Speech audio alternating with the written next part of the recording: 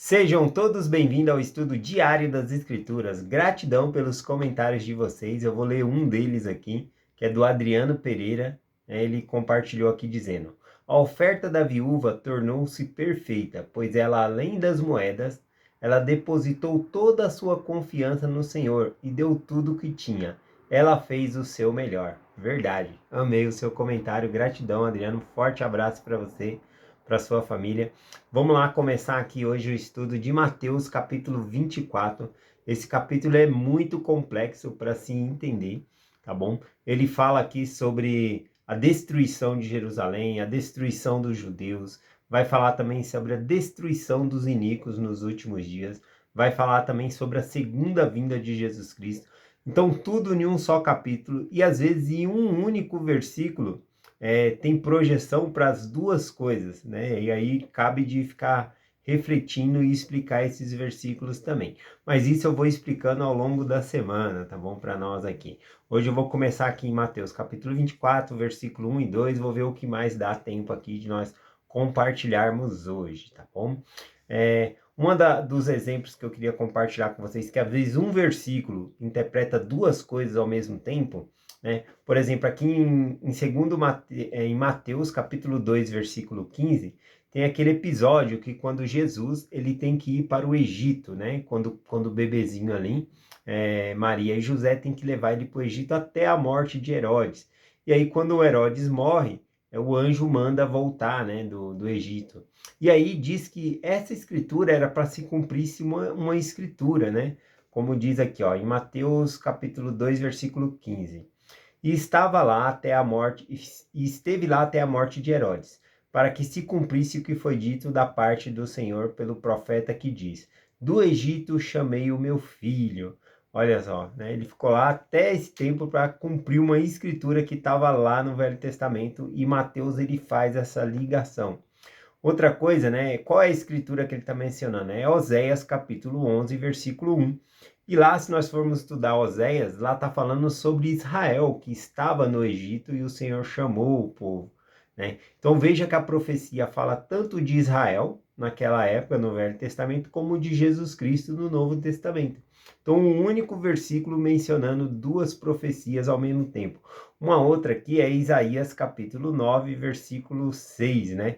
Todos nós conhecemos, que diz assim, ó: porque um menino nos nasceu, um filho se nos deu, o principado está sobre os seus ombros, e o seu nome se chamará Maravilhoso, Conselheiro, Deus Forte, Pai da Eternidade, Príncipe da Paz. Bom, essa profecia aqui, né, quem está compartilhando é o profeta Isaías, e ele estava falando sobre naquela época que ia nascer Ezequias, tá bom? Um príncipe que traria a paz ali a nação de Israel. Então observe que a profecia é tanta para Ezequias, que iria nascer, como também para o próprio Filho de Deus, Jesus Cristo, né? Então veja que o mesmo versículo ele tem duas dimensões. E isso acontece dentro do livro de Mateus aqui 24, tá bom? A melhor maneira de entender Mateus 24 aqui é pela tradução de Joseph Smith, tá bom? Joseph Smith, Mateus, capítulo 24, é muito mais fácil ali de se entender. Vamos começar aqui a estudar, então, o versículo 1 aqui, né? O versículo 1 diz assim, ó, Mateus 24, 1. E quando Jesus ia saindo do templo, aproximaram-se dele os seus discípulos para lhe mostrarem a estrutura do templo. Os discípulos estavam admirados, né, com a estrutura do templo. O templo era colossal. Esse templo era o mesmo templo de Zorobabel, mas que foi sofrendo reformas, né? Que começou há uns 40, tinha uns 46 anos ali já construindo, reformando o templo, e ele se tornou gigante, grande ali, né? E os discípulos saíram do templo e falaram: olha, Senhor, olha essas pedras, olha que magnífico, né? Aliás, eles estão fazendo esse comentário porque Cristo disse que o templo seria desolado, né? Que ele seria destruído. Então é como se eles dissessem: mas como que isso vai acontecer? Olha aqui, né? O templo, ele representa a presença de Deus. Será que Deus vai destruir esse templo aqui mesmo, né? Então, inclusive essa pergunta aqui dos discípulos vem por causa de Mateus, se nós voltarmos 2 versículos atrás, né? Nós está em Mateus capítulo 24, versículo 1, Se nós voltarmos para Mateus 23, versículo 38 e o 39, diz assim, ó, a explicação de Jesus. Eis que vossa casa ficará deserta. Essa casa é o templo, né? Então, eles interpretaram como templo, então eles sabiam que o templo seria destruído. E ainda mais, Jesus Cristo continua dizendo, porque eu vos digo que desde agora não me vereis mais, até que digais, bendito o que vem em nome do Senhor.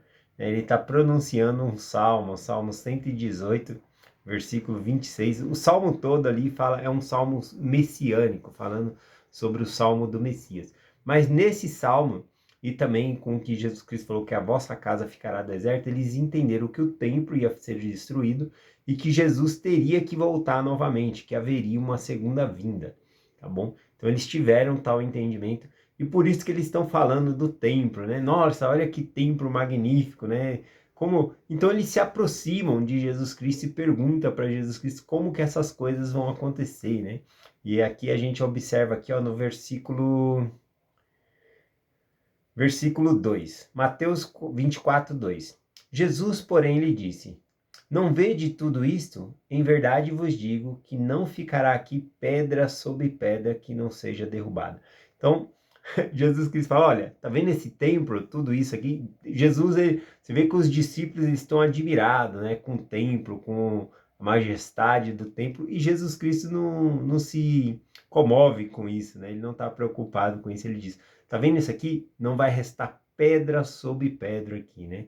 Então os discípulos chegam até Jesus e perguntam como que essas coisas vão acontecer, né? A gente vai estudar um pouquinho melhor sobre isso amanhã, tá bom? Eu queria falar especificamente sobre essa profecia de Jesus Cristo, dizendo que não ficaria pedra sobre pedra aqui sobre o templo, tá bom? E para compartilhar sobre isso, eu peguei aqui falando sobre o cumprimento dessa profecia, né, de que não vai restar pedra sobre pedra aqui.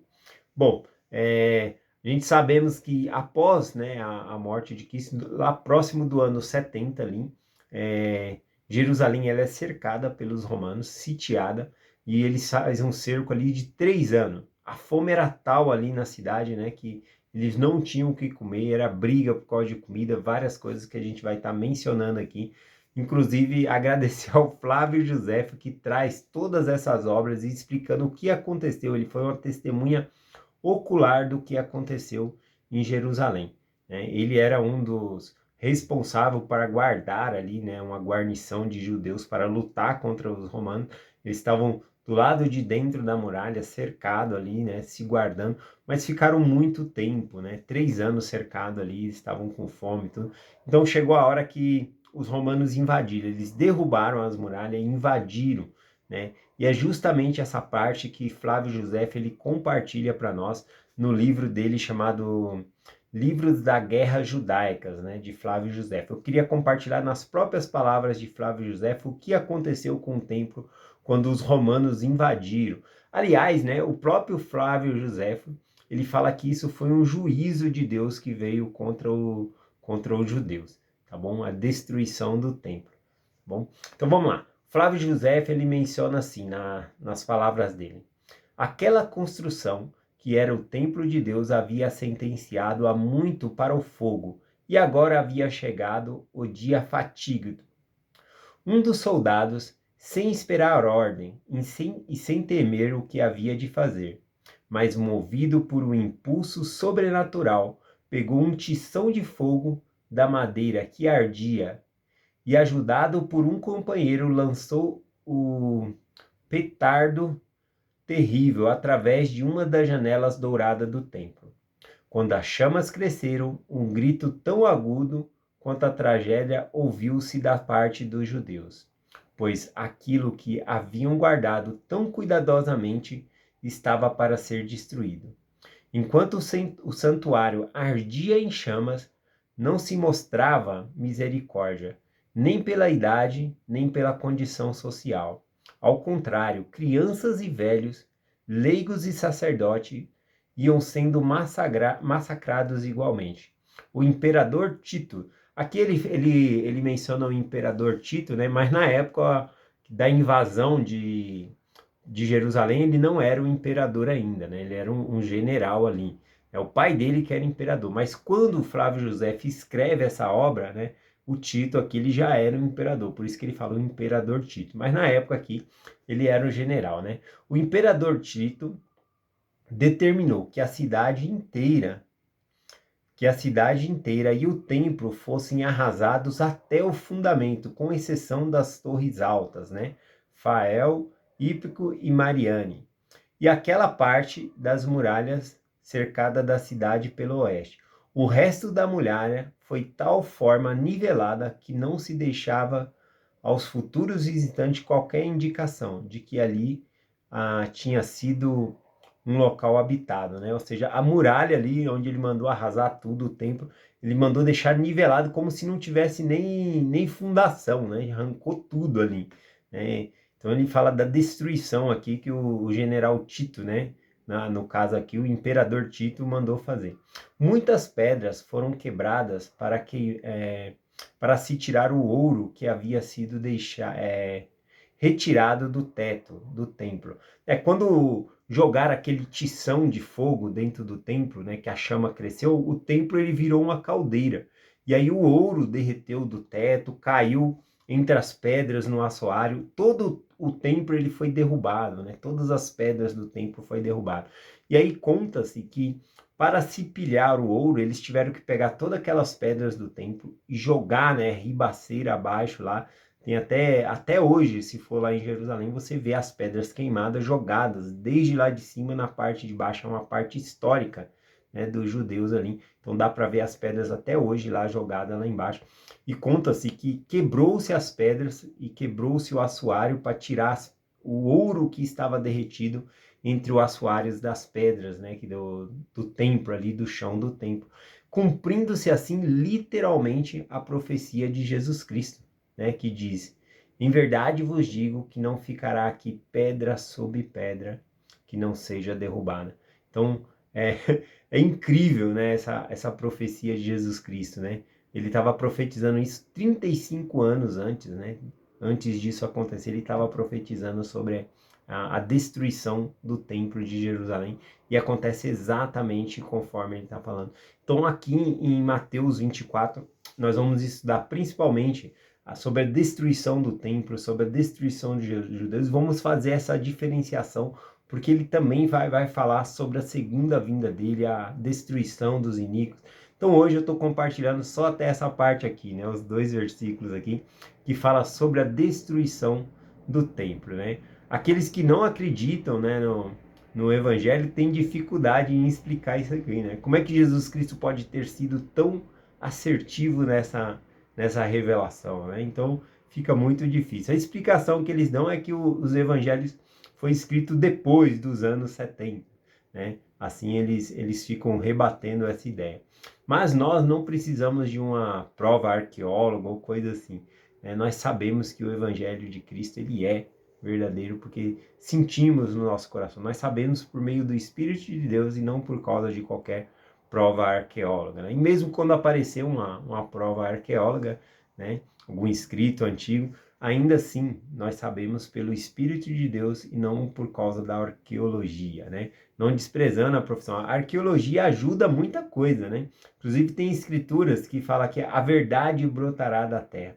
Muitas coisas que nós não sabíamos antes por causa da arqueologia, nós acabamos descobrindo e conhecendo melhor as escrituras, né? Conhecendo a cultura da época, que nos ajuda a entender melhor o evangelho. Então é muito bom a arqueologia, mas principalmente devemos basear o nosso testemunho no Espírito Santo, tá bom? Então é essa mensagem que eu quero compartilhar hoje. Falamos sobre essa profecia de Jesus Cristo. Vamos utilizar bastante tempo nosso essa semana para estudar um pouquinho Mateus 24 e explicar um pouquinho, né? Já tive perguntas sobre esse capítulo aqui que eu quero estar abordando amanhã com vocês aqui também sobre a pergunta que me fizeram para fazer essa diferenciação, né? O que é a destruição do templo, o que é os últimos dias nessa profecia aqui. Enquanto isso, vai lendo aí Mateus, Joseph Smith, Mateus, capítulo 24, que ele está mais separado, né? É uma explicação melhor para nós entendermos, tá bom? Então, eu compartilho essa mensagem com vocês, em nome de Jesus Cristo. Amém. Até amanhã.